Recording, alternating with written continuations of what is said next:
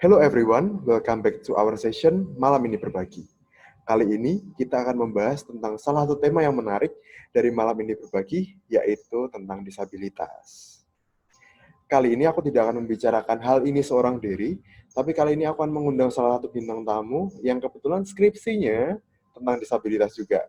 Kalian mau tahu siapa bintang tamunya? Sekarang kita sambut Ferdi Turnawan. Silakan.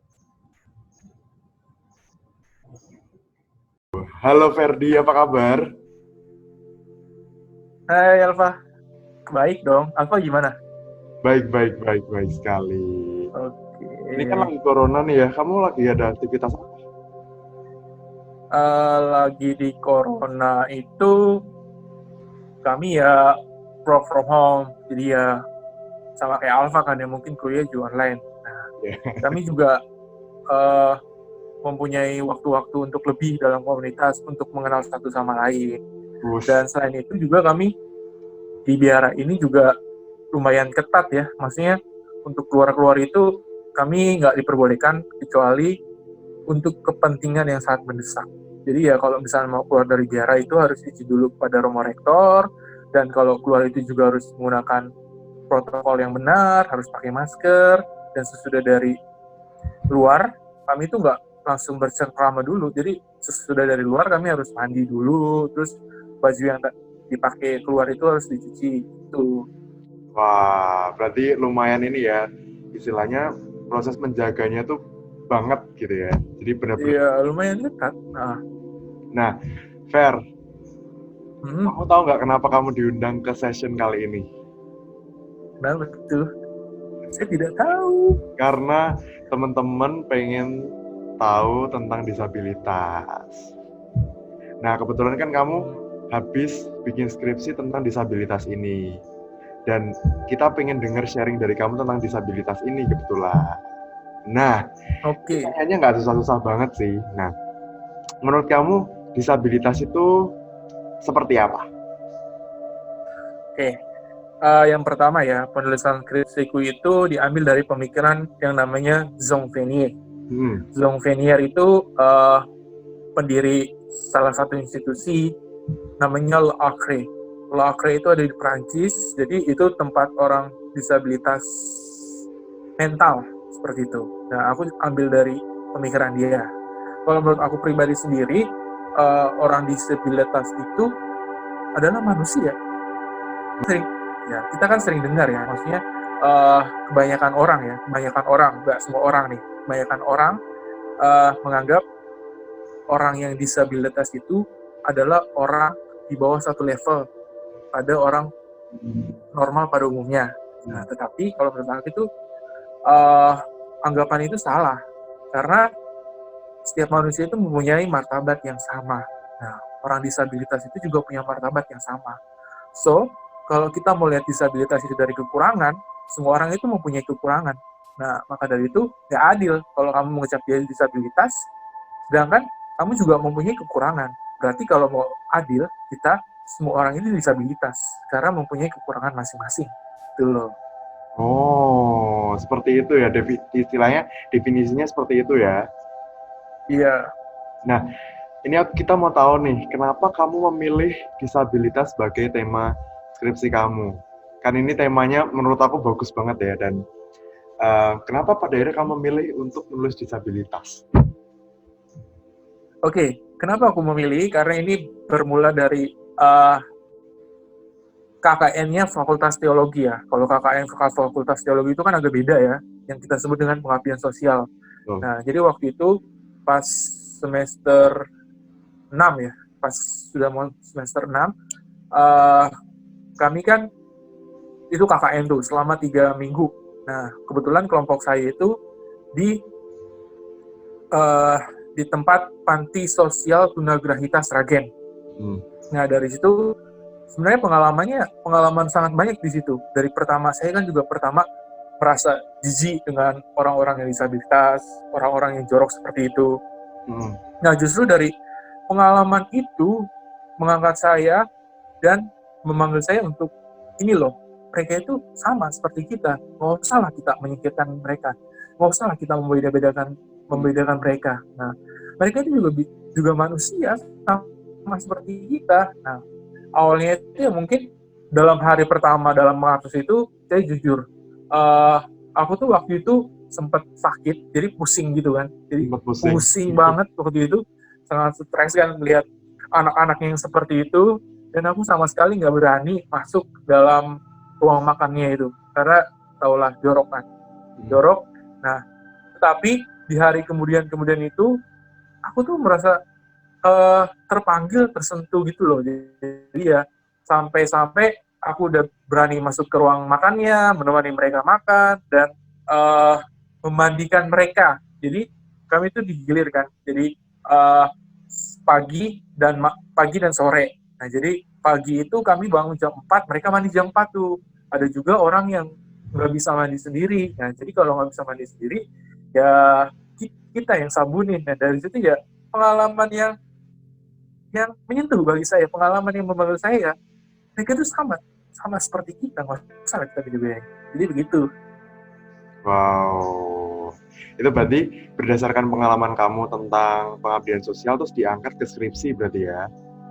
Iya, benar sekali. Betul sekali. Karena menurut aku benar sih, kayak tema disabilitas itu adalah tema yang menurut aku menarik banget. Karena kan kita istilahnya nggak cuma ngandelin otak aja, tapi kita juga membuat refleksi ya. Refleksi dan tulisan itu juga dengan pengalaman dan isi hati kita, sesuai dengan pengalaman kita. Nah, kenapa waktu itu kalian memilih pengabdian sosialnya di tempat disabilitas? Mengapa seperti itu? Karena kan juga tantangannya nggak boleh kan di yayasan Katolik ataupun Kristen kalau nggak salah waktu itu, ya kan? Nah, maka dari itu kami mencarilah, yaudah kami cari negeri, dan itu juga menjadi tantangan bagi kami, dan akhirnya juga masuk, dibantu juga oleh saudaranya dari teman saya, akhirnya kami masuk, dan ya menjadilah pengalaman yang seru seperti itu. Wow, keren sekali. Nah, Fer, kan di kalangan kita kan lebih dikenal difabel ya daripada disabilitas. Nah, menurut kamu ada nggak sih bedanya antara difabel dan disabilitas ini, atau sebenarnya istilahnya sama? Oke, baik teman-teman. Antara difabel dan disabilitas itu sebenarnya ada perbedaannya. Yang difabel itu lebih menggambarkan pada orang yang cacat fisik. Jadi ya maaf ya, yang misalnya tangannya satu atau kakinya satu, nah itu difabel. Sedangkan kalau disabilitas itu gabungan antara cacat fisik dan cacat mental, seperti itu, Pak. Namun di Indonesia itu nggak ada perbedaan. Di Indonesia loh, khusus di Indonesia. Nah, di Indonesia itu secara khususnya itu lebih umumnya ya, kalau kita mau manggil kalau mau kita menyebutnya itu orang yang berkebutuhan khusus, seperti itu, Pak. Oh, itu ya, berarti itu ada perbedaan berarti ya antara difabel dan disabilitas. Oke. Kembali lagi, ini kan menurut aku adalah tema yang menarik nih. Nah, setelah kamu bikin skripsi ini dan juga setelah kamu menjalani pengabdian sosial ini, value apa sih yang kamu dapetin dari apa yang kamu tulis dan apa yang kamu rasakan? Ada nggak sih pengaruhnya di dalam dirimu sebagai seorang pribadi? Ada nggak pengaruhnya? Pengaruhnya ya, jadi ya adalah, jadi ya lebih menghargai semua orang gitu loh. Walaupun semua orang berbeda-beda, semua orang nggak sama, jadi ya lebih sisi penghargaan terhadap setiap orang itu lebih dari pengalaman dan dari skripsi yang saya tulis itu. Dan juga sebagai tamparan ya, mungkin saya juga ingin mengajak para teman-teman sekalian, atau kalau ada yang melihat biarawan-biarawati, silakanlah. Kita tuh sering sekali menyebut option to the poor, tapi tindakannya apa? Ya kan? Tentu kita bisa lihat hanya satu atau dua kongregasi itu yang sangat-sangat fokus pada mereka. Padahal kita bicara tadi kan seperti option the poor. Dan juga gereja-gereja, masih belum semua gereja yang memfasilitasi untuk ya seenggaknya jalan akses menuju gereja itu bagi mereka yang menggunakan kursi roda kan masih sangat jarang kan. Mungkin hanya beberapa paroki di Jogja aja, mungkin hanya 1-2 paroki ya yang saya lihat ada akses untuk jalan ke sana. Dan dari situ juga ya makanya lah nggak usah repot-repot kayak misalnya kita menyuruhkan option to the poor, tapi justru hanya di tataran mengobarkan saja, tetapi aksinya itu nggak ada gitu loh. Nah jadi ya sebuah tamparan juga bagi saya dan juga mungkin bagi teman-teman, semua bagi teman-teman juga menjadi tamparan. Gitu. Nah, berarti istilahnya kalau kita pengen memperhatikan teman-teman yang disabilitas itu bukan cuma tentang bukan cuma tentang angan-angan, pengen-pengen, tapi benar-benar kita kayak terlibat gitu ya, kita datang ke tempat mereka belajar atau gimana gitu ya. Berarti benar-benar beraksi nyata untuk teman-teman disabilitas ini. Gitu berarti ya? Nah, kalau bagi aku sendiri sih ya, yang paling gampang itu kita mau menerima mereka. Itu yang paling gampang. Soalnya mereka itu kan, mereka pasti kan juga sadar ya kalau misalnya mereka minder, mereka malu. Karena kan, maaf ya, misalnya kalau nggak punya tangan gitu kan, nggak punya tangan satu gitu, pasti mereka malu. Nah, dari situlah komunitas atau kita itu tuh sangat berperan penting untuk membangun kepercayaan mereka. Dengan cara kita mau menerima mereka, kita mau bergaul dengan mereka, kita mau bekerja sama dengan mereka. Nah, maka dari situ eksistensinya mereka itu akan terangkat dan mereka juga akan mindernya itu ya hilang begitu. Bener banget. Karena kan aku pernah nih lihat video tentang salah satu penyiar radio yang juga tangannya itu nggak tumbuh. Jadi tangan kirinya itu dia nggak tumbuh dan kecil-kecil gitu, bagian jarinya kecil-kecil, dan itu bener-bener menggugah hatiku juga karena dia sharing bahwa dia merasakan bahwa tangan kirinya tuh pernah bilang, lo malu punya gue, lo malu punya tangan seperti ini, lo malu punya tangan yang kurang gitu. Nah itu yang sebenarnya menggerakkan pikiranku juga sih saat itu, kenapa pada akhirnya aku pengen ngangkat tema ini dan bersama dengan Ferdi yang juga kebetulan ngangkat skripsi tentang disabilitas ini. Nah, kamu ada pengalaman nggak sih yang pada akhirnya bikin kamu kayak quick change dari kamu yang awalnya mungkin kurang menyesuaikan diri ke kamu yang pada akhirnya bisa berjalan dan juga bisa menyesuaikan diri dengan keadaan? Ada nggak pengalaman yang bikin kamu kayak quick change dan itu benar-benar pengaruh banget buat kamu?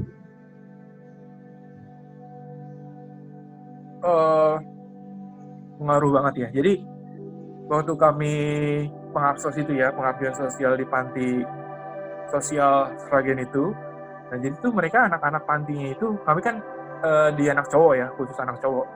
Jadi anak-anak pantinya itu sangat senang dengan kami, karena kami kan belajar bermain bersama, kami berkumpul bersama, kami mendengarkan cerita bersama, dan pengalaman yang sangat menurut saya yang menceng saya itu ada pertengkaran antara anak panti di sana, terus penjaganya itu marah, dan anak yang satu itu nangis, dia nangis itu lari ke saya, terus peluk badan saya.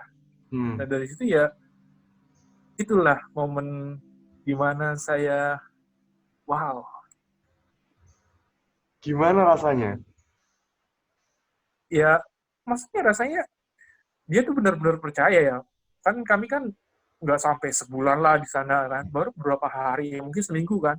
Tapi mereka udah menaruh kepercayaan kepada kami gitu loh, secara khusus pada saya. Jadi kenapa nggak dia tuh nangis mencari penjaganya yang udah bertahun-tahun bersama dengan dia. Nah berarti kan tidak ada kenyamanan. Nah sedangkan dengan kami yang baru seminggu, mereka itu mempunyai kenyamanan dan ditunjukkan dengan cara mereka itu ya ingin dekat-dekat dengan kami, dan pada saat kami berpisah pun juga ya dari beberapa anak panti itu juga ada yang menangis. Gitu.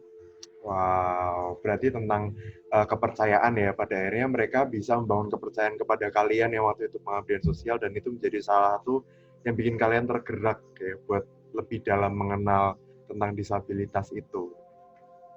Ya, benar sekali. Betul sekali. Nah, ini nih kan kita sering mendapati bahwa kadang ada orang yang punya kekurangan itu dan mereka merasa insecure atau merasa nggak nyaman atau merasa nggak percaya diri. Nah, kau punya pesan-pesan apa nih buat mereka?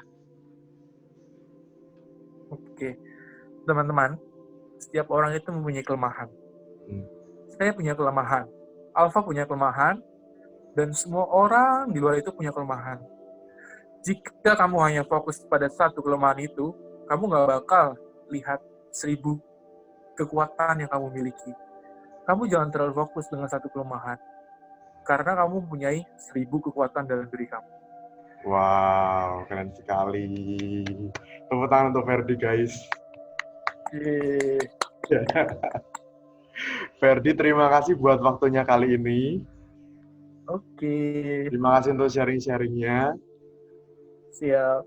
Dan semoga setelah menonton video kali ini, teman-teman bisa semakin terbuka dengan teman-teman yang mengalami disabilitas. Thank you buat Ferdi yang sudah mengisi session malam ini berbagi kali ini. Dan sampai jumpa di session berikutnya. Baik, oke teman-teman, jangan lupa di like, comment, share, dan subscribe di channelnya Alfa Omorista. Oke? Siap. Bye. Bye.